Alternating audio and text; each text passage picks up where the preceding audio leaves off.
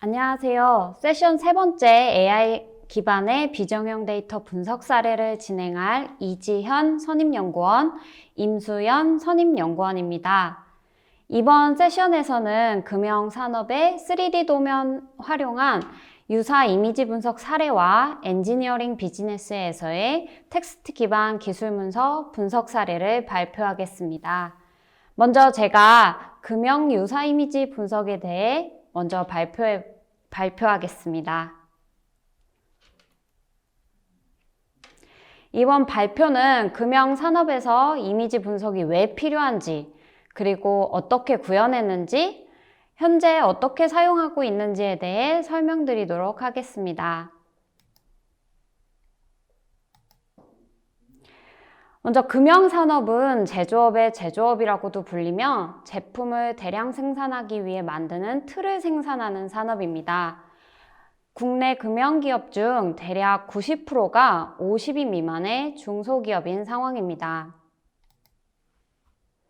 때문에 현재 금형산업은 각 개인의 노하우와 과거 데이터를 바탕으로 금형 설계가 진행되고 완전히 새로운 금형보다는 좀 비슷하지만 조금씩 다른 금형을 설계하는 일이 많습니다. 그러나 잦은 인력 변동과 데이터 관리 소홀 문제로 설계 시간이 증가하고 설계 오류가 반복되는 생산 전반에 과도한 리드 타임이 발생하게 됩니다. 때문에 저희는 체계적으로 데이터를 관리하고 과거 유사한 금형 도면을 찾을 수 있는 기능을 갖는 금형 빅데이터 시스템을 구축하였습니다. 금형 빅데이터 시스템은 각각의 업체에서 정리되지 않은 도면과 관련된 정보를 수집하여 도면과 연계해서 데이터를 축적했습니다. 실제 사용자가 금형 빅데이터 시스템을 사용할 때 3D 도면을 업로드하고 유사 도면을 검색하게 되면 유사한 도면의 과거 견적, 설계, 제작 정보를 얻을 수 있게 됩니다. 이처럼 유사 도면 검색은 유용한 과거 정보를 찾기 위한 매개체 역할을 하게 됩니다. 또한 이때 유사 도면 검색에 딥러닝 기반의 이미지 분석 기술을 사용했습니다.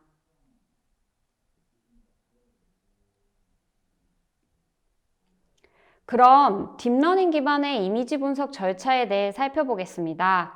절차는 크게 이미지 전처리, 모델 학습, 유사도 측정, 검토로 진행됩니다. 진행 절차에 따라 중요하게 저희가 구현한 부분을 설명드리도록 하겠습니다. 첫 번째로 이미지 전처리에서 3D 도면을 7가지 방면으로 캡처하는 이미지화 과정입니다. 도면 파일은 3D 파일로 제공받았고 상하, 좌우, 앞뒤 6가지 방면과 3D 도면 뷰어에서 가장 처음으로 보이는 각도를 포함해 총 7가지 방면으로 캡처하였습니다. 그렇다면 왜 3D 도면을 캡처해서 2D 이미지로 변환했을까요? 그 이유는 딥러닝 이미지 분석에서 좋은 성능을 내기 위해서는 필요한 데이터 수가 있는데 그 수에 비해 저희가 확보한 데이터는 너무 적은 수였습니다. 또한 현재 3D 이미지 처리 기술보다는 2D 이미지 처리 기술이 더 뛰어나기 때문에 저희는 3D 도면을 2D 이미지로 변환하는 이미지화 작업을 실시했습니다. 다음으로는 저희가 사용한 데이터가 도면 데이터이기 때문에 특수하게 처리한 부분입니다. 첫 번째로 기준점 제거인데요. 기준점이 있는 도면은 3D 뷰어에서 봤을 때 기준점으로부터의 형상 위치 정보를 포함하기 때문에 형상이 보시는 것처럼 좀 점으로 멀리 떨어져 있게 됩니다. 그렇게 되면 형상이 캡처했을 때 잘 보이지 않기 때문에 학습 데이터로는 적합하지 않아 기준점 정보를 제거해서 형상이 정중앙에 잘 또렷하게 보이도록 하는 처리를 실시했습니다. 또한 오른쪽으로 병합된 도면이 보이는데요. 이 병합된 도면은 좌우, 상하와 같이 같은 모양의 형상이 한 도면에 쌍으로 존재하는 경우입니다. 대부분의 도면에는 한 형상만 존재하기 때문에 학습 데이터를 만들 때 이를 분리해서 사용하였습니다. 다음으로 다른 이미지 전처리에도 많이 사용하는 이미지 아규멘테이션을 실시했습니다.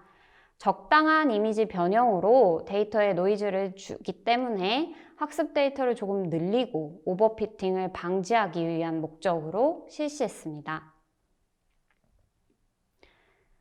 그 다음 단계로 모델 학습 부분입니다. 저희가 모델 구조를 어떻게 설계했는지에 대해 설명드리려고 하는데요. 저희가 사용한 모델은 이미지넷에서 우수한 성능을 보인 VGG16 모델의 구조와 오토인코더 구조를 결합해서 최종 모델 구조를 선택했습니다. 여기서 오토인코더 구조는 특징 벡터를 추출할 수 있도록 하는 역할을 하고 VGG16은 이미 많은 이미지를 학습된 모델로서 높은 성능으로 특징을 잘 뽑을 수 있을 거라 생각되어 저희는 이 두 가지 구조를 결합한 오른쪽과 같은 모델을 사용하였습니다. 그러나 VGG 모델 16은 아시다시피 사전에 학습한 이미지가 평범한 일상의 이런 개와 같은 사진이기 때문에 도면의 이미지와는 조금 차이가 있습니다. 때문에 앞서 첫 번째 장에서도 말씀드렸던 트랜스포머 러닝을 통하여 좀 더 도면 이미지에 최적화하는 모델을 만들었습니다. 이렇게 많은 이미지를 학습한 뛰어난 모델의 일부를 재사용함으로써 적은 도면에서도 좋은 성능을 기대할 수 있는 모델을 만들었습니다. 학습한 후에 모델에서 특징 벡터를 추출하는 기능을 하는 인코더 부분만을 사용했습니다. 이를 이용해 도면 이미지에서 특징 벡터를 추출하고 각 이미지의 특징 벡터 간의 유사도를 측정하게 됩니다. 그때 유사도 값은 0과 1 사이 값으로 1에 가까울수록 유사하다고 볼 수 있습니다. 마지막으로 이 검토하는 부분이 가장 어려웠는데요. 분석 후 정말 유사한가? 이거에 대한 질문에 대해 검토할 필요가 있었습니다. 수치상으로 유사도 0.7이라는 값만 본다면 낮은 값은 아니라고 생각할 수 있는데 실제 유사도면을 비교해 보면 사람이 인지하기에 그 형상이 별로 유사하다고 생각되지 않았습니다. 이런 경우에 실제로 사용자들은 0.7만큼 이 그림들이 유사하구나 라고 인식하는 게 아니라 유사하지 않은데 잘못된 것 같은데 라고 인식을 하시더라고요. 이처럼 어느 정도 사람이 인식하는 결과를 반영하는 결과가 나와야 하기 때문에 저희는 사용자의 피드백을 받아 유사한 정도를 정의하였습니다. 결과적으로 유사도 0.9 이상이 돼야 사람이 봤을 때도 유사하다라고 판단할 수 있는 수치를 이용해서 저희는 0.9 이하의 값을 갖는 도면들끼리는 아예 시스템에 보여지지 않아서 사용자가 보기에 유사한 도면이 없구나 라고 인식할 수 있도록 시스템을 수정하였습니다.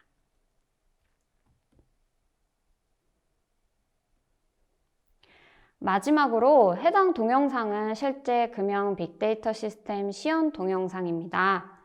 견적, 설계 업무에 유사도면 검색 기능을 사용해 어떤 정보를 얻을 수 있는지 동영상을 시청하시면서 보여드리도록 하겠습니다. 맨 처음 견적 부분입니다. 3D 도면을 업로드 하시면 시스템에서 자동으로 7가지 방면으로 이미지화 되고 그에 해당하는 이미지와 유사한 도면 5가지를 보여주게 됩니다.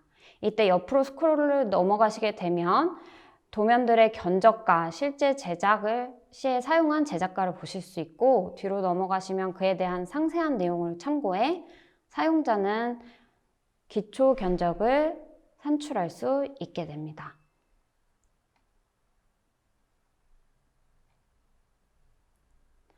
설계 부분에서는 동일한 방법으로 유사한 도면을 검색하고 설계에 참조할 만한 내용을 보여줍니다. 특히나 설계 부분에서는 실질적으로 사용한 3D 도면을 참고해야 그 안에 있는 내용들을 열어보시고 조금씩 수정해 나가면서 업무를 진행하시기 때문에 실제 3D 도면으로 같이 보시면서 설계를 진행하십니다.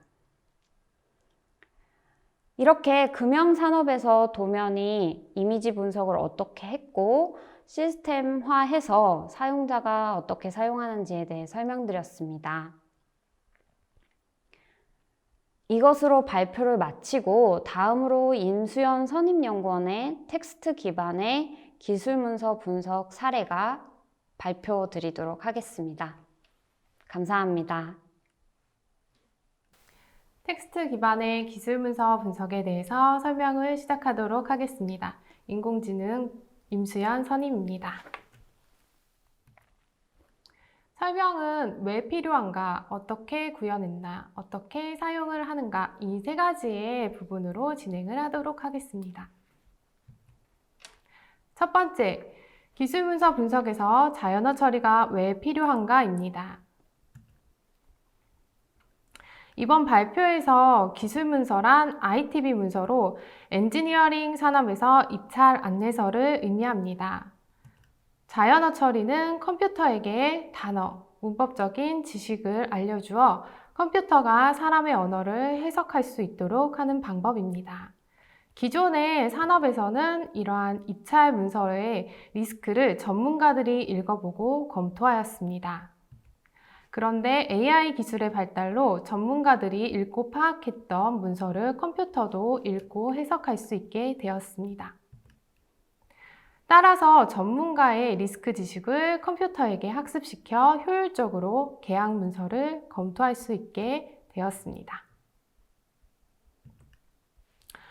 두 번째, 효율적인 검토를 위해 어떻게 구현했는지 살펴보도록 하겠습니다. 기술 문서를 분석하는 과정은 앞서 언급한 대로 기술 문서 검토 전문가의 지식과 자연어 처리, 즉 데이터 분석의 융합이 필요했습니다. 그래서 포항공대 철강대학원 1번 교수님과 연구진들이 함께 참여하여 리스크 정의, 리스크 DB화, 지식을 DB화하고 인풋 데이터 로딩, 자연어 처리, 기술 문서 리스크를 분석하는 이 총 5가지의 단계를 함께 저희와 참여하여 개발을 진행을 했습니다. 다음 장표에서 세부적으로 분석의 과정을 살펴보도록 하겠습니다. 우선 리스크의 정의는 텍스트로 되어 있는 계약 문서를 분석하기 위해서 리스크가 많이 발생하는 단어 수준, 그리고 리스크를 지니고 있는 2개 이상의 단어로 문장 내에서 하나의 단위로 인식이 되는 구 수준, 리스크를 감당하는 주체와 행위의 단위인 절 수준, 그리고 리스크에 대해서 완결된 내용을 담고 있는 문장 수준에 대해서 각각 리스크를 정의하고 이 모든 것들을 DB화하였습니다.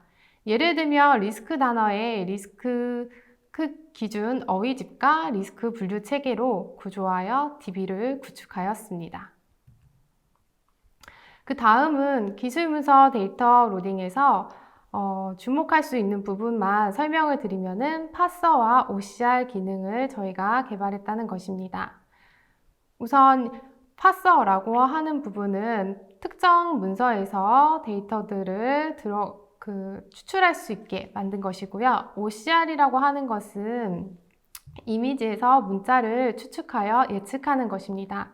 그래서 이 2가지의 과정 중에서 하나를 선택하여 분석에 용이한 텍스트, 즉 스트링 타입으로 데이터를 변환해서 저희가 불러오게 됩니다. 이렇게 텍스트화된 데이터는 기술문서 분석에 필요한 데이터 정형화에서 데이터 추출까지의 과정에 대해 자연어 처리를 진행했습니다. 이 부분에서는 룰 베이스, 머신러닝, 딥러닝 알고리즘을 결합하여 리스크 부분에 필요한 데이터 전처리를 수행을 하거나 리스크 분석에 필요한 데이터들을 추출했습니다. 약간 주황색으로, 살색으로 보이는 부분은 DB화한 부분이고요. 그 다음에 약간 하늘색으로 저희가 표기한 부분은 이 텍스트 기술 문서를 분석하기 위해서 별도로 개발을 진행한 부분들입니다. 대표적으로 예시 하나를 들어서 설명을 드리면은 딥러닝 알고리즘으로 분석한 상업 계약서의 리스크 영향도 평가 예측입니다. 텍스트 분석을 위한 전처리로 잉글리시 분류어 제거를 수행하였고 밀집 벡터로 워드 임베딩을 하였습니다. 그리고 다른 문장들에 비해 긴 기술 문서의 특성으로 LSTM 알고리즘을 메인으로 하여 모델을 구성하였습니다. 특히 LSTM은 순환신경망이 긴 시퀀스 데이터를 분석할 때 장기 의존성 문제, 즉 은닉층의 과거 정보가 마지막까지 전달되지 못하는 현상을 보완하는 알고리즘으로 기술 문서를 분석하는 데 있어서 탁월한 알고리즘이었습니다. 분석한 결과는 인풋 데이터 자체가 모든 문장을 다 넣어서 분석을 하기 때문에 두 가지 단계로 나눠서 분석을 했습니다. 1단계에서는 기술 문서의 문장이 리스크가 있는지 없는지 여부를 예측하고 2단계에서는 리스크가 있는 것으로 예측된 문장에 대해서 리스크를 5가지 등급으로 예측하여 결과를 보여주고 있습니다. 지금 화면에 있는 거는 막대 그래프로 저희가 리스크가 있는 문장의 개수를 표현한 것입니다. 지금까지 설명드린 기술문서 분석이 어떻게 솔루션화 되었는지를 살펴보도록 하겠습니다. 기술문서 분석은 현재 크게 4가지의 모듈이 있으며 붉은색으로 표시된 부분이 앞서 설명드렸던 부분이고 이 부분에 대해서 저희 솔루션에서 어떻게 사용을 하시는지를 동영상 시연으로 보여드리겠습니다.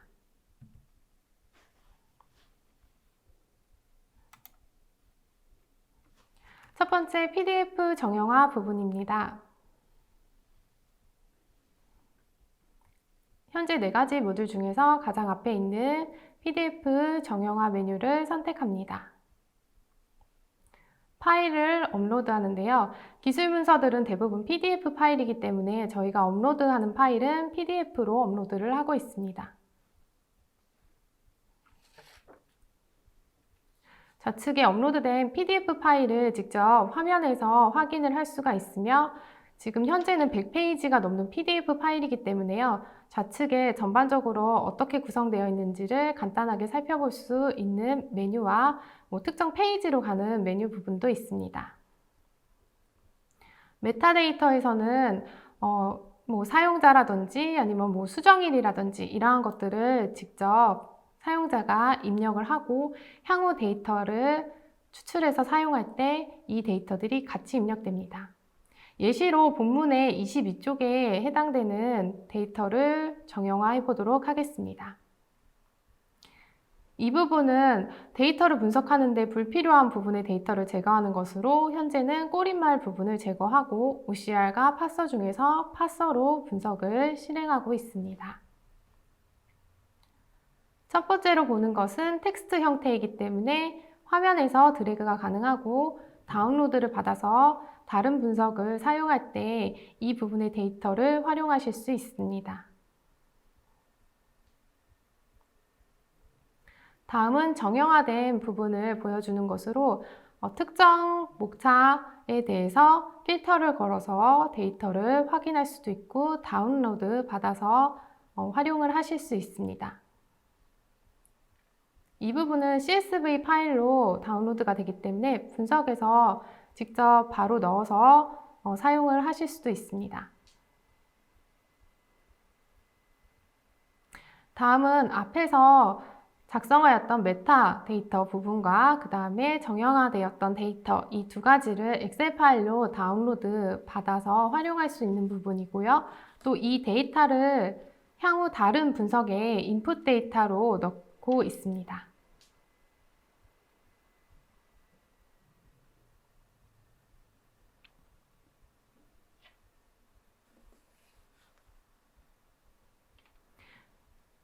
그 다음으로는 이 데이터를 이용해서 리스크 영향도 평가를 진행해 보도록 하겠습니다. 기술문서 분석에서 특히 리스크 영향도 평가 부분에서는 문장을 리스크가 있는지 없는지가 매우 중요한 부분이기도 합니다. 우선 첫 번째는 업로드 이미 해놓은 데이터를 체크해서 확인을 하는 과정입니다. 앞서 많이 있었던 100페이지 이상의 PDF 파일을 정형화한 상태에서 데이터가 업로드 되었기 때문에 다음 장표에 보시면 많은 데이터들이 있는 걸 보실 수가 있습니다.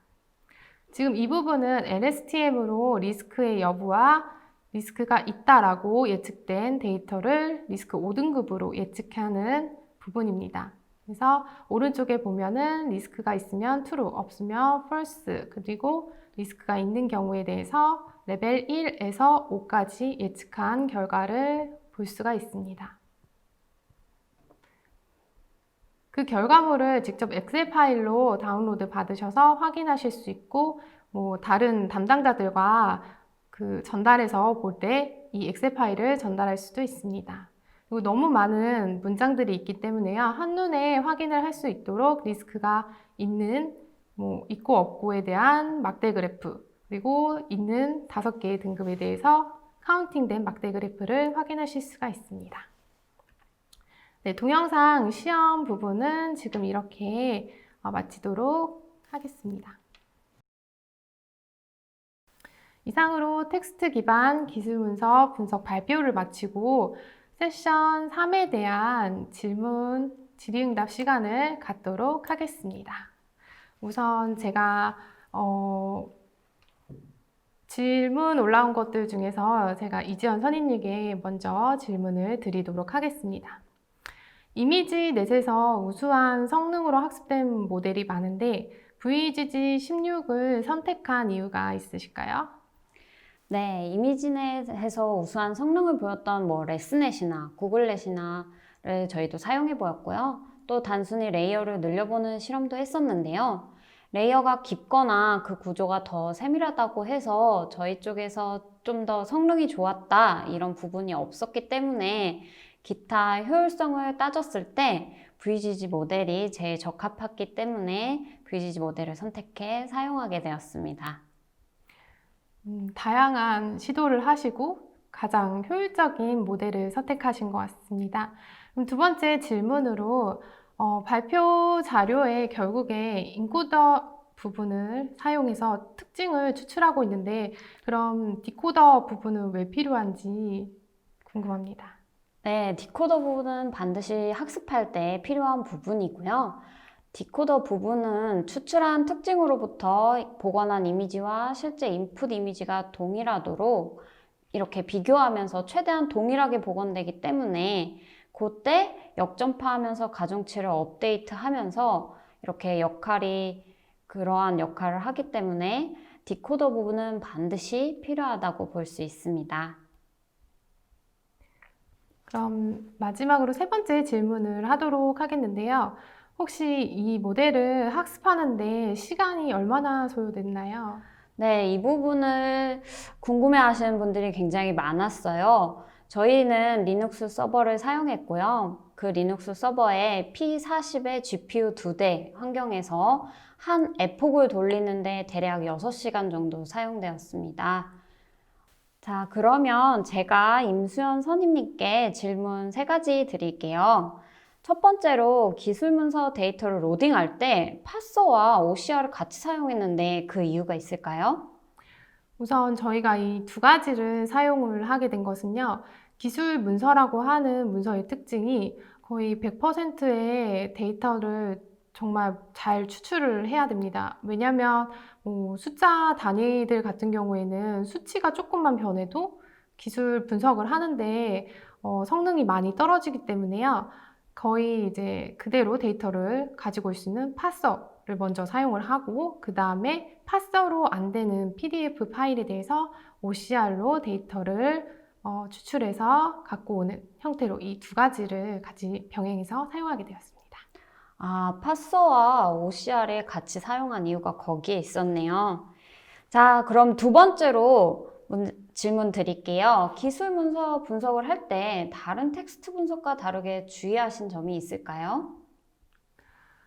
우선 저희가 분석하는 이 기술 문서는 첫 번째로 구축을 하고 그 다음에 뭐 법령이 바뀌듯이 이런 표준이 드물긴 하지만 바뀔 수도 있습니다. 그래서 그러한 것들을 좀 더 넓게 고려하면서 장기적인 관점에서 조금 이 분석을 실행을 해야 된다라고 생각을 하고 있습니다. 그래서 그러한 점들이 조금 주의할 점, 그리고 저희가 고려해야 할 점이라고 생각합니다. 그러면 이러한 분석을 하셨는데 이건 장기적으로도 사용할 수 있도록 구현을 하셨던 것 같아요. 자, 그럼 마지막 세 번째 질문 드릴게요. 기술 문서 텍스트 분석을 하면서 가장 어려웠던 부분이 있을까요? 우선 이 기술 문서, 특히 이제 텍스트 분석이기 때문에요. 단순히 머신러닝과 딥러닝만으로는 구현하는 것들이 좀 약간 한정된 부분들이 많았습니다. 그래서 룰베이스랑 그 다음에 머신러닝, 딥러닝 이 세 가지를 좀 조화롭게 분석을 해서 저희가 이끌어내려고 하는 분석 목표에 걸맞게 이제 뽑아내는 것들이 약간 어렵긴 했는데요. 많은 연구원 분들이 함께 해주시고 많이 또 도와주시기도 해서 그래도 저희가 지금 열심히 진행을 하고 또 솔루션화하고 있습니다. 단순히 머신러닝, 딥러닝뿐만 아니라 롤베이스를 함께 사용함으로써 좀 더 좋은 해결책을 찾으셨던 것 같아요. 자, 그럼 질의응답을 마치겠습니다. 네, 세 번째 세션에서는 이미지, 텍스트와 같은 비정형 데이터가 어떻게 분석되어 시스템화되었고 실제 사용자에게 어떤 정보를 전달할 수 있는지에 대해서 말씀드렸습니다. 이처럼 최근 들어 여러 산업 분야에서 AI 기술의 적용이 많이 이루어지고 있습니다. 오늘 모든 발표가 유익하셨길 바라면서 추가적으로 궁금한 사항이 있으시다면 댓글창 또는 하단의 메일 주소로 연락 주시면 답변 드리도록 하겠습니다. 머신러닝 자동화 플랫폼 동향과 적용 사례 웨비나를 마치도록 하겠습니다. 웨비나에 참석해 주셔서 감사합니다.